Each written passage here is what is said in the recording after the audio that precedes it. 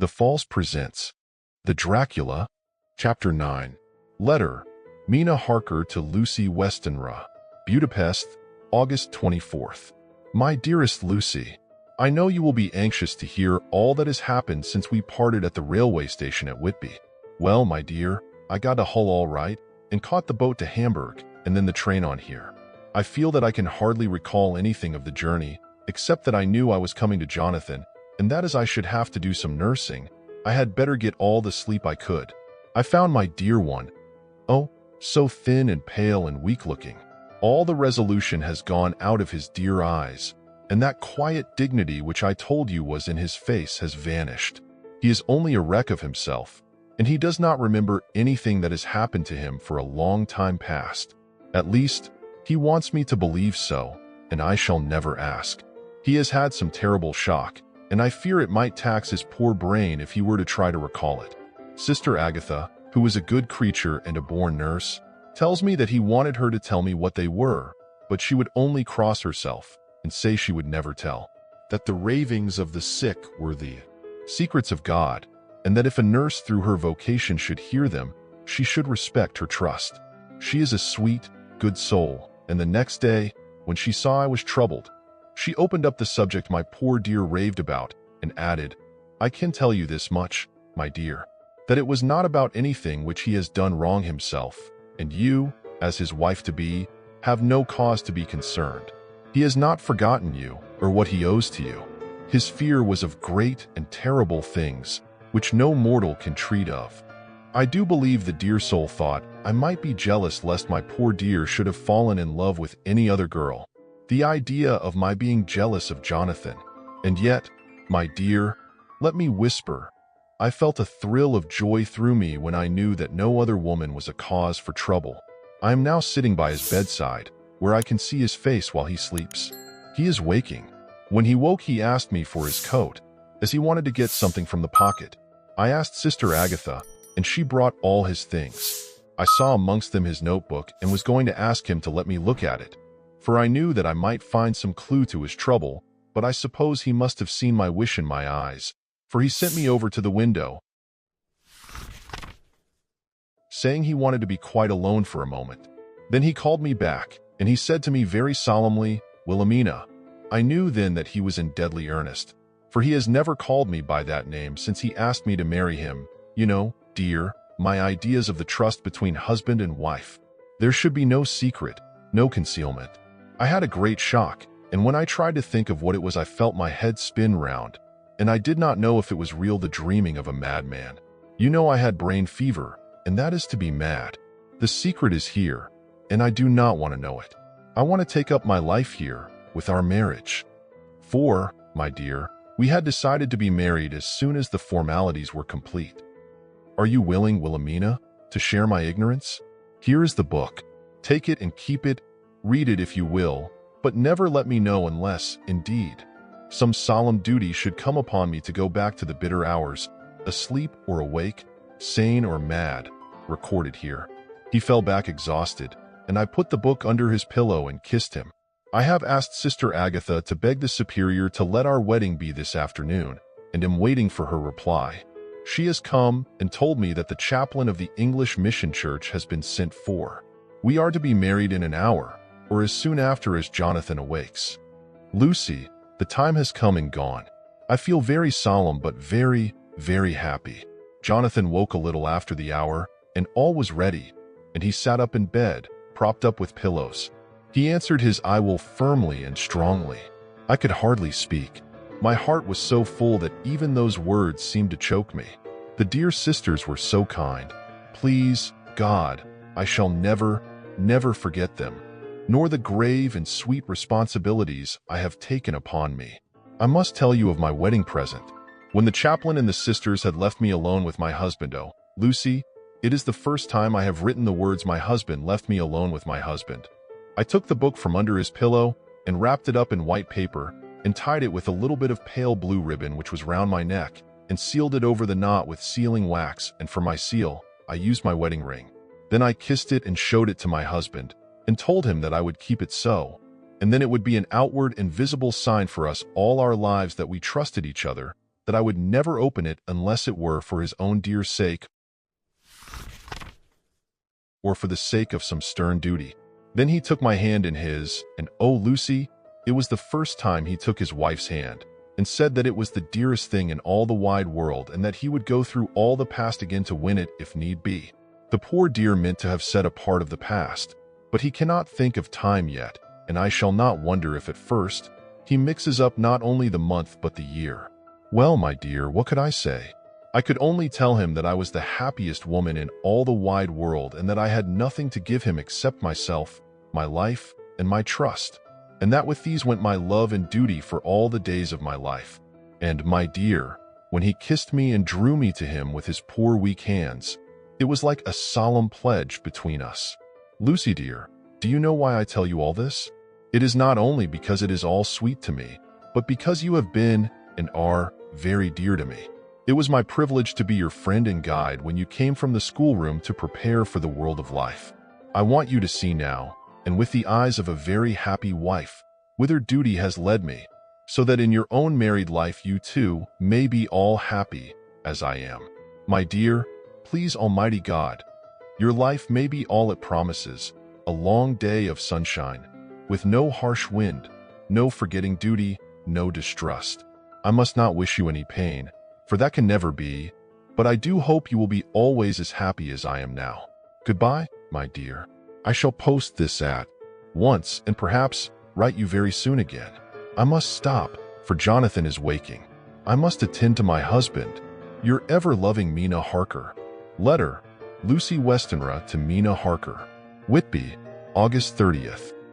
My dearest Mina, oceans of love and millions of kisses, and may you soon be in your own home with your husband. I wish you were coming home soon enough to stay with us here. The strong air would soon restore Jonathan. It has quite restored me. I have an appetite like a cormorant, am full of life, and sleep well. You will be glad to know that I have quite given up walking in my sleep. I think I have not stirred out of my bed for a week. That is when I once got into it at night. Arthur says I am getting fat. By the way, I forgot to tell you that Arthur is here. We have such walks and drives and rides and rowing and tennis and fishing together, and I love him more than ever. He tells me that he loves me more, but I doubt that, for at first he told me that he couldn't love me more than he did then. But this is nonsense. There he is, calling to me. So no more just at present from your loving Lucy. P.S. Mother sends her love. She seems better, poor dear. P.P.S. We are to be married on September 28th. Dr. Seward's Diary, 20 August. The case of Renfield grows even more interesting. He has now so far quieted that there are spells of cessation from his passion. For the first week after his attack, he was perpetually violent. Then one night, just as the moon rose, he grew quiet and kept murmuring to himself, "Now I can wait. Now I can wait." The attendant came to tell me, so I ran down at once to have a look at him. He was still in the straight waistcoat and in the padded room, but the suffused look had gone from his face, and his eyes had something of their old pleading, I might almost say, cringing, softness. I was satisfied with his present condition and directed him to be relieved. The attendants hesitated, but finally carried out my wishes without protest. It was a strange thing that the patient had humor enough to see their distrust, for, coming close to me, he said in a whisper, all the while looking furtively at them, "They think I could hurt you. Fancy me hurting you. The fools." It was soothing, somehow, to the feelings to find myself disassociated even in the mind of this poor madman from the others, but all the same, I do not follow his thoughts. Am I to take it that I have anything in common with him, so that we are, as it were, to stand together? Or has he to gain from me some good so stupendous that my well-being is needful to him? I must find out later on. Tonight he will not speak. Even the offer of a kitten or even a full-grown cat will not tempt him. He will only say, "I don't take any stock in cats. I have more to think of now, and I can wait. I can wait." After a while I left him. The attendant tells me that he was quiet until just before dawn, and that then he began to get uneasy and at length violent, until at last he fell into a paroxysm which exhausted him so that he swooned into a sort of coma. 3 nights has the same thing happened. Violent all day, then quiet from moonrise to sunrise. I wish I could get some clue to the cause. It would almost seem as if there was some influence which came and went. Happy thought. We shall tonight play sane wits against mad ones. He escaped before without our help. Tonight he shall escape with it. We shall give him a chance, and have the men ready to follow in case they are required. 23 August. The expected always happens. How well Disraeli knew life. Our bird, when he found the cage open, would not fly. So all our subtle arrangements were for naught. At any rate, we have proved one thing, that the spells of quietness last a reasonable time. We shall in future be able to ease his bonds for a few hours each day. I have given orders to the night attendant merely to shut him in the padded room, when once he is quiet, until the hour before sunrise. The poor soul's body will enjoy the relief even if his mind cannot appreciate it. Hark! The unexpected again. I am called. The patient has once more escaped. Later, another night adventure.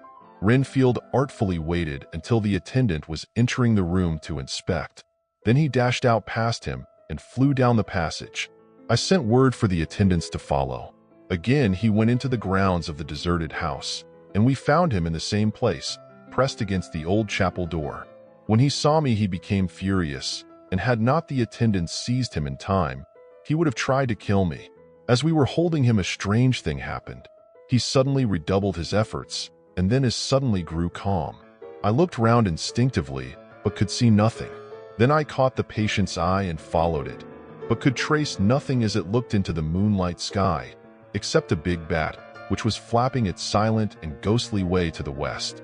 Bats usually wheel about, but this one seemed to go straight on, as if it knew where it was bound for or had some intention of its own. The patient grew calmer every instant, and presently said, "You needn't tie me. I shall go quietly." Without trouble, we came back to the house. I feel there is something ominous in his calm, and shall not forget this night. Lucy Westenra's Diary. Hillingham, 24 August. I must imitate Mina and keep writing things down. Then we can have long talks when we do meet. I wonder when it will be. I wish she were with me again, for I feel so unhappy. Last night I seemed to be dreaming again just as I was at Whitby. Perhaps it is the change of air, or getting home again. It is all dark and horrid to me, for I can remember nothing. But I am full of vague fear, and I feel so weak and worn out. When Arthur came to lunch he looked quite grieved when he saw me, and I hadn't the spirit to try to be cheerful. I wonder if I could sleep in Mother's room tonight. I shall make an excuse to try. 25 August. Another bad night. Mother did not seem to take to my proposal. She seems not too well herself, and doubtless she fears to worry me. I tried to keep awake, and succeeded for a while, but when the clock struck 12 it waked me from a doze, so I must have been falling asleep. There was a sort of scratching or flapping at the window, but I did not mind it, and as I remember no more, I suppose I must have fallen asleep. More bad dreams. I wish I could remember them. This morning I am horribly weak. My face is ghastly pale, and my throat pains me. It must be something wrong with my lungs, for I don't seem to be getting air enough. I shall try to cheer up when Arthur comes, or else I know he will be miserable to see me so. Letter, Arthur to Dr. Seward. Albemarle Hotel, August 31st. My dear Jack, I want you to do me a favor. Lucy is ill, that is, she has no special disease, but she looks awful and is getting worse every day.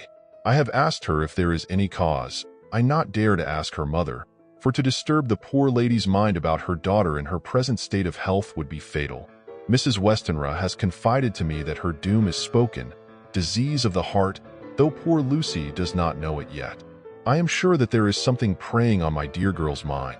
I am almost distracted when I think of her. To look at her gives me a pang.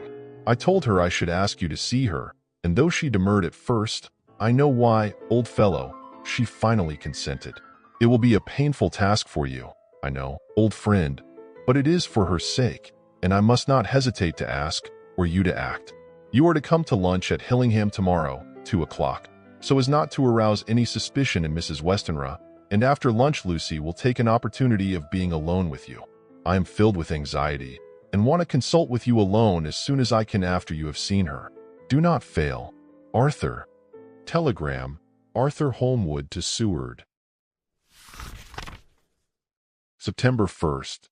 A.M. summoned to see my father, who is worse. A.M. writing. Write me fully by tonight's post to ring. Wire me if necessary. Letter from Dr. Seward to Arthur Holmwood. September 2nd. My dear old fellow, with regard to Miss Westenra's health, I hasten to let you know at once that in my opinion, there is not any functional disturbance or any malady that I know of. At the same time, I am not by any means satisfied with her appearance. She is woefully different from what she was when I saw her last. Of course, you must bear in mind that I did not have full opportunity of examination such as I should wish.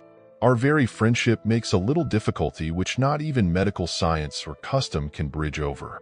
I had better tell you exactly what happened, leaving you to draw, in a measure, your own conclusions. I shall then say what I have done and propose doing. I found Miss Westenra in seemingly gay spirits. Her mother was present, and in a few seconds I made up my mind that she was trying all she knew to mislead her mother and prevent her from being anxious. I have no doubt she guesses, if she does not know, what need of caution there is. We lunched alone, and as we all exerted ourselves to be cheerful, we got, as some kind of reward for our labors, some real cheerfulness amongst us. Then Mrs. Westenra went to lie down, and Lucy was left with me. We went into her boudoir. Until we got there her gaiety remained, for the servants were coming and going. As soon as the door was closed, however, the mask fell from her face, and she sank down into a chair with a great sigh, and hid her eyes with her hand. When I saw that her high spirits had failed, I at once took advantage of her reaction to make a diagnosis. She said to me very sweetly, "I cannot tell you how I loathe talking about myself." I reminded her that a doctor's confidence was sacred, but that you were grievously anxious about her. She caught on to my meaning at once, and settled that matter in a word. Tell Arthur everything you choose. I do not care for myself, but for him, so I am quite free. I could easily see that she was somewhat bloodless, but I could not see the usual anemic signs, and by the chance, I was able to test the actual quality of her blood. For in opening a window which was stiff, a cord gave way, and she cut her hand slightly with broken glass. It was a slight matter in itself, but it gave me an evident chance, and I secured a few drops of the blood and have analyzed them. The qualitative analysis give a quite normal condition and shows, I should infer, in itself a vigorous state of health. In other physical matters, I was quite satisfied that there is no need for anxiety, but as there must be a cause somewhere, I have come to the conclusion that it must be something mental. She complains of difficulty breathing satisfactorily at times, and of heavy, lethargic sleep, with dreams that frighten her, but regarding which she can remember nothing.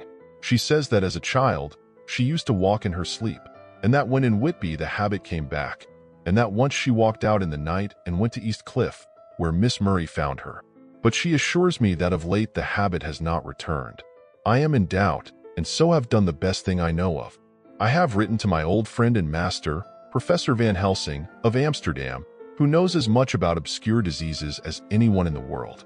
I have asked him to come over, and as you told me that all things were to be at your charge, I have mentioned to him who you are and your relations to Miss Westenra. This, my dear fellow, is in obedience to your wishes, for I am only too proud and happy to do anything I can for her. Van Helsing would, I know, do anything for me for a personal reason, so no matter on what ground he comes, we must accept his wishes. He is a seemingly arbitrary man. This is because he knows what he is talking about better than anyone else. He is a philosopher and a metaphysician, and one of the most advanced scientists of his day, and he has, I believe, an absolutely open mind. This, with an iron nerve, a temper of the icebrook, and indomitable resolution, self-command, and toleration exalted from virtues to blessings, and the kindliest and truest heart that beats, these form his equipment for the noble work that he is doing for mankind, work both in theory and practice, for his views are as wide as his all-embracing sympathy. I tell you these facts that you may know why I have such confidence in him. I have asked him to come at once. I shall see Miss Westenra tomorrow again. She is to meet me at the stores, so that I may not alarm her mother by too early a repetition of my call. Yours always, John Seward. Letter, Abraham Van Helsing, M.D., D.Ph. D. Lit. etc. etc. to Dr. Seward. September 2nd. My good friend, when I received your letter, I am already coming to you. By good fortune, I can leave just at once, without wrong to any of those who have trusted me. Were fortune other, then it were bad for those who have trusted, for I come to my friend when he call me to aid those he holds dear. Tell your friend that when that time you suck from my wound so swiftly the poison of the gangrene from that knife that our other friend, too nervous, let slip. You did more for him when he wants my aids and you call for them than all his great fortune could do. But it is pleasure added to do for him, your friend. It is to you that I come. Have near at hand, and please it so arrange that we may see the young lady not too late on tomorrow, for it is likely that I may have to return here that night. But if need be, I shall come again in 3 days, and stay longer if it must. Till then, goodbye, my friend John. Van Helsing. Letter, Dr. Seward to Hon. Arthur Holmwood. September 3rd. My dear Art, Van Helsing has come and gone. He came on with me to Hillingham, and found that, by Lucy's discretion, her mother was lunching out, so that we were alone with her. Van Helsing made a very careful examination of the patient. He is to report to me, and I shall advise you, for of course I was not present all the time. He is, I fear, much concerned, but says he must think. When I told him of our friendship and how you trust to me in the matter, he said, you must tell him all you think. Tell him what I think, if you can guess it, if you will. Nay, I am not jesting. This is no jest, but life and death, perhaps more. I asked what he meant by that, for he was very serious. This was when we had come back to town, and he was having a cup of tea before starting on his return to Amsterdam. He would not give me any further clue. You must not be angry with me, Art, because his very reticence means that all his brains are working for her good. He will speak plainly enough when the time comes, be sure. So I told him I would simply write an account of our visit, just as if I were doing a descriptive special article for the Daily Telegraph. He seemed not to notice, but remarked that the smuts of London were not quite so bad as they used to be when he was a student here. I am to get his report tomorrow if he can possibly make it. In any case, I am to have a letter. Well, as to the visit, Lucy was more cheerful than on the day I first saw her, and certainly looked better. She had lost something of the ghastly look that so upset you, and her breathing was normal. She was very sweet to the professor, as she always is, and tried to make him feel at ease, though I could see the poor girl was making a hard struggle for it. I believe Van Helsing saw it too, for I saw the quick look under his bushy brows that I knew of old. Then he began to chat of all things except ourselves and diseases, and with such an infinite geniality that I could see poor Lucy's pretense of animation merge into reality. Then, without any seeming change, he brought the conversation gently round to his visit, and suavely said, "My dear young miss, I have the so great pleasure because you are so much beloved. That is much, my dear, even were there that which I do not see. They told me you were down in the spirit, and that you were of a ghastly pale. To them I say, poof." And he snapped his fingers at me and went on. "But you and I shall show them how wrong they are. How can he?" And he pointed at me with the same look and gesture as that with which he pointed me out in his class, on, or rather after, a particular occasion which he never fails to remind me of, know anything of a young lady's. He has his madmen to play with, and to bring them back to happiness, and to those that love them. It is much to do, and, oh, but there are rewards in that we can bestow such happiness. But the young ladies, he has no wife nor daughter, and the young do not tell themselves to the young, but to the old, like me, who have known so many sorrows and the causes of them.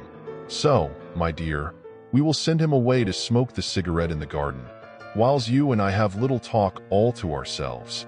I took the hint and strolled about, and presently the professor came to the window and called me in.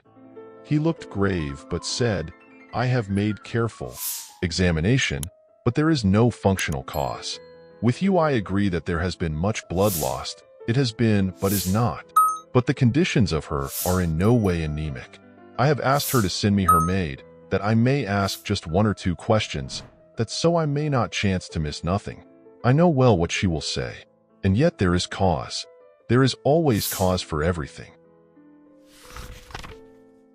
I must go back home and think. You must send me the telegram every day, and if there be cause I shall come again. The disease, for not to be well is a disease, interest me, and the sweet, young dear, she interest me too. She charm me, and for her, if not for you or disease, I come. As I tell you, he would not say a word more, even when we were alone. And so now, Art, you know all I know. I shall keep stern watch. I trust your poor father is rallying. It must be a terrible thing to you, my dear old fellow, to be placed in such a position between two people who are both so dear to you. I know your idea of duty to your father, and you are right to stick to it.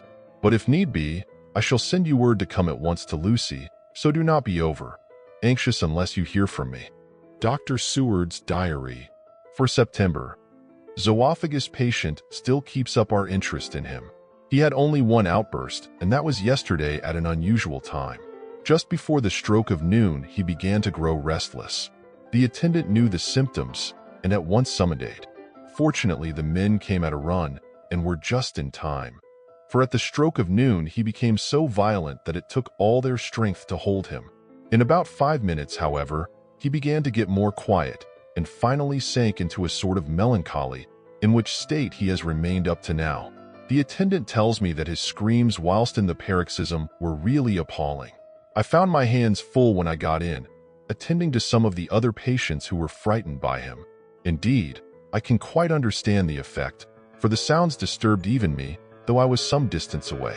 It is now after the dinner hour of the asylum, and as yet my patient sits in a corner brooding, with a dull, sullen, woebegone look in his face, which seems rather to indicate than to show something directly. I cannot quite understand it. Later, another change in my patient. At 5 o'clock I looked in on him, and found him seemingly as happy and contented as he used to be. He was catching flies and eating them, and was keeping note of his capture by making nail marks on the edge of the door between the ridges of padding. When he saw me, he came over and apologized for his bad conduct, and asked me in a very humble, cringing way to be led back to his own room, and to have his notebook again. I thought it well to humor him, so he is back in his room with the window open. He has the sugar of his tea spread out on the windowsill, and is reaping quite a harvest of flies. He is not now eating them, but putting them into a box, as of old, and is already examining the corners of his room to find a spider. I try to get him to talk about the past few days, for any clue to his thoughts would be of immense help to me, but he would not rise. For a moment or two, he looked very sad, and said in a sort of far-away voice, as though saying it rather to himself than to me, all over. He has deserted me. No hope for me now unless I do it myself." Then suddenly turning to me in a resolute way, he said, "Doctor, won't you be very good to me and let me have a little more sugar? I think it would be very good for me." "And the flies?" I said, "Yes, the flies like it too, and I like the flies, therefore I like it. And there are people who know so little as to think that madmen do not argue." I procured him a double supply, and left him as happy a man as, I suppose, any in the world. I wish I could fathom his mind. Midnight, another change in him. I had been to see Miss Westenra, whom I found much better, and had just returned, and was standing at our own gate looking at the sunset, when once more I heard him yelling. As his room is on this side of the house, I could hear it better than in the morning. It was a shock to me to turn from the wonderful smoky beauty of a sunset over London, with its lurid lights and inky shadows and all the marvelous tints that come on foul clouds even as on foul water, and to realize all the grim sternness of my own cold stone building, with its wealth of breathing misery, and my own desolate heart to endure it all. I reached him just as the sun was going down, and from his window saw the red disk sink. As it sank, he became less and less frenzied, and just as it dipped he slid from the hands that held him, an inert mass on the floor. It is wonderful, however, what intellectual recuperative power lunatics have, for within a few minutes he stood up quite calmly and looked around him. I signaled to the attendants not to hold him, for I was anxious to see what he would do. He went straight over to the window and brushed out the crumbs of sugar. Then he took his fly box and emptied it outside and threw away the box. Then he shut the window and, crossing over, sat down on his bed. All this surprised me, so I asked him, "Are you going to keep flies anymore?" "No," said he. "I am sick of all that rubbish." He certainly is a wonderfully interesting study. I wish I could get some glimpse of his mind or of the cause of his sudden passion. Stop. There may be a clue after all, if we can find why today his paroxysms came on at high noon and at sunset. Can it be that there is a malign influence of the sun at periods which affects certain natures, as at times the moon does others? We shall see. Telegram. Schubert, Londen, toe van Helsing, Amsterdam. 4 September. Patient still better today. Telegram, Schubert, Londen, toe van Helsing, Amsterdam. 5 September. Patient greatly improved. Good appetite. Sleeps naturally. Good spirits. Color coming back. Telegram, Schubert, Londen, toe van Helsing, Amsterdam. 6 September. Terrible change for the worse. Come at once. Do not lose an hour. I hold over telegram to Holmwood till have seen you.